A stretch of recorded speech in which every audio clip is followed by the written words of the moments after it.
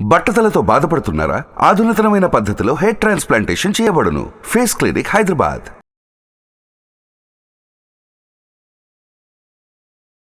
నమస్కారం అండి. డాక్టర్ శ్రీ ఆచార్య అనంతకృష్ణ స్వామి గారు. నమస్కారం. దశమ భాగం గురించి నేర్చుకున్నాను. దాంతోపాటు నెగిటివిటీని ఏ విధంగా మాట్లాడకుండా ఉండాలనే దాని గురించి నేను నేర్చుకున్నాను. ఎలా పెంచాలో పెంచాలంటే మీ కోరికలు పెంచాలి.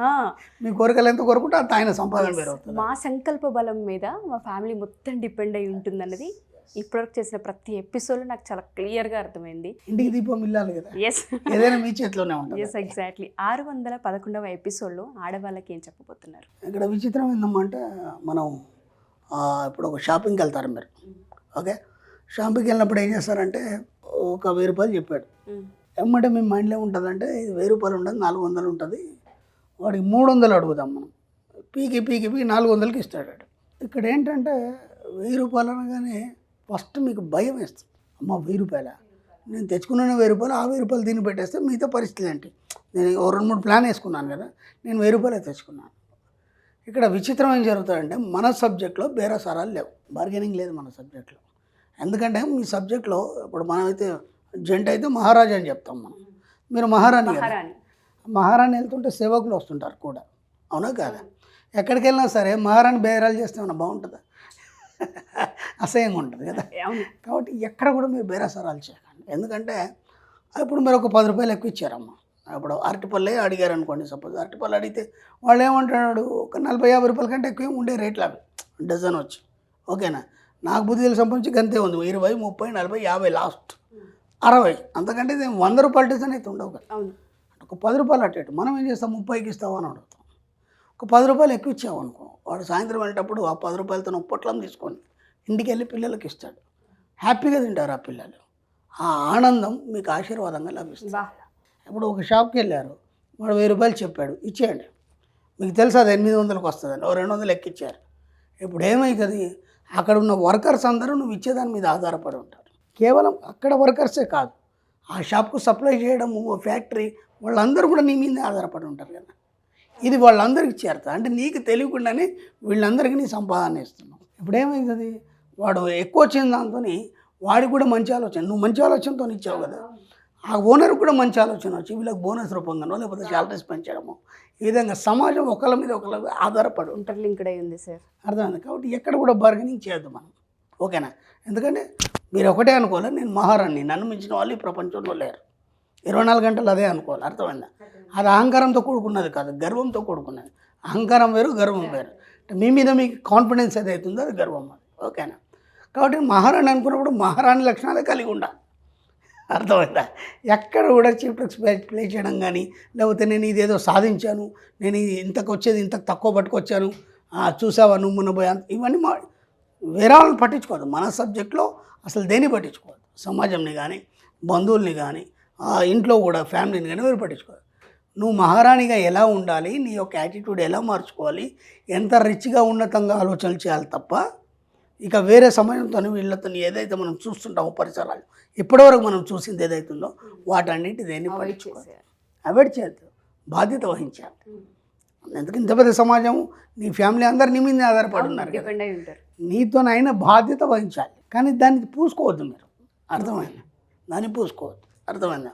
నేను అందుకే చెప్పాను, ఒక ఇన్సిడెంట్ జరిగింది, మనం చూడాల్సిన అవసరం లేదు. చూడగానే ఏమవుతుంది, అది మీ సబ్కాన్షియస్ మైండ్ గ్రహిస్తుంది.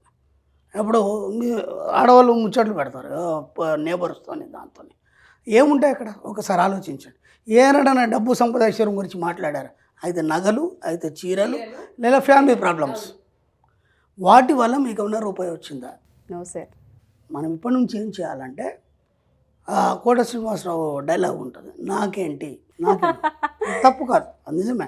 అందుకని మన సబ్జెక్టే డబ్బు సంపద ఐశ్వర్యం. కాబట్టి ఎవరితో మాట్లాడుతున్నావా, బయటికి వెళ్తున్నావు అంటే నాకేంటి, నాకేమైనా లాభం ఉందా లేదా, నాకు రూపాయి వస్తుందా లేదా, అనవసరంగా పోయి టైం వేస్ట్ చేస్తున్నాను.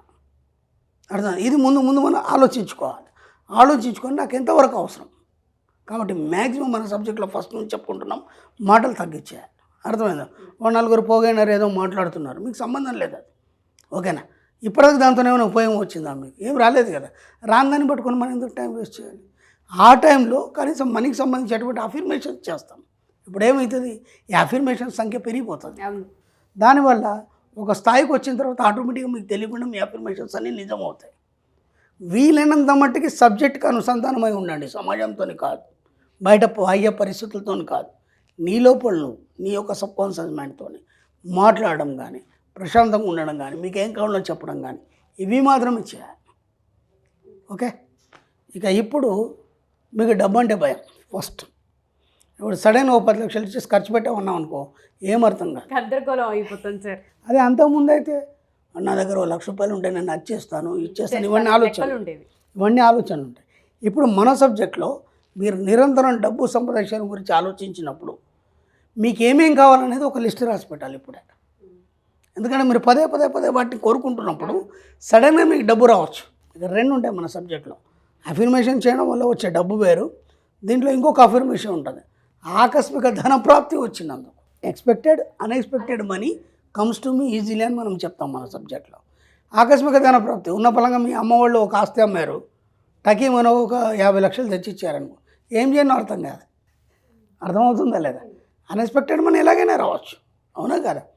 సడన్గా మీకు 50 లక్షలు వచ్చినాయి, ఏం చేయాలి మీకు అర్థం కాదు కదా. అప్పుడు ఏం చేస్తారు, హడావుడికి ఏం తెలియకుండా ఎవరికో వడ్డీలకు ఇవ్వడం కానీ, లేదంటే ఎవరు అడిగిన వాళ్ళకి హెల్ప్ చేయడం కానీ ఇవన్నీ చేసేస్తారు. అవి తిరిగి రావు. వచ్చి కూడా మీకు ఆ డబ్బు వాల్యూ తెలియలేదు కాబట్టి అది వెళ్ళిపోతుంది. కాబట్టి దాని వాల్యూ తెలియాలంటే ఏం చేయాలి, ముందే ఒక ప్లాన్ వేసుకోవాలి. ఒక 50 లక్షల, ₹1,00,00,000 ఒకవేళ వస్తే నేను ఏమేం చేస్తాను, దాంట్లోంచి 20 లక్షలు నగలు కొనుక్కుంటాను, ఓకే, ఇంకో 20 లక్షలు కారు కొంటాం, ఓకేనా. మీరే అవన్నీ చేసేది, ఇది ఓన్లీ లేడీస్ ఎపిసోడ్ కాబట్టి మీకోసం చెప్తున్నాను.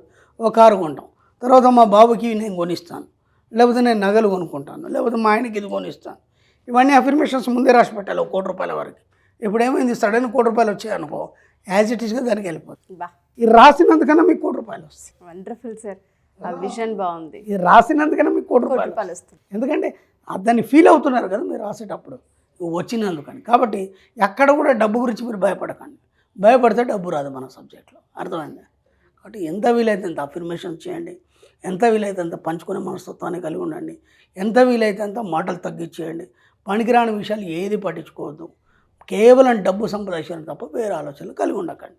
క్లాసెస్ ఎప్పుడు ఉండబోతున్నాయి, ఎక్కడెక్కడ నిర్వహించబోతున్నారు? అంటే ఇప్పుడు జూన్ వరకు మళ్ళీ మనకు రెగ్యులర్ క్లాసెస్ లేవు, ఎందుకంటే మధ్యలో మనకు గోవా సెషన్స్ క్లాస్ ఉంది. మనకి గోవా సెషన్ క్లాస్ మనకు 3 రోజులు ఉంటుందండి. అది మనకి మే 28, 29, 30 ఉంటుంది. ఈ 3 రోజులు సెషన్స్ క్లాస్ గోవాలో ఉంటుంది.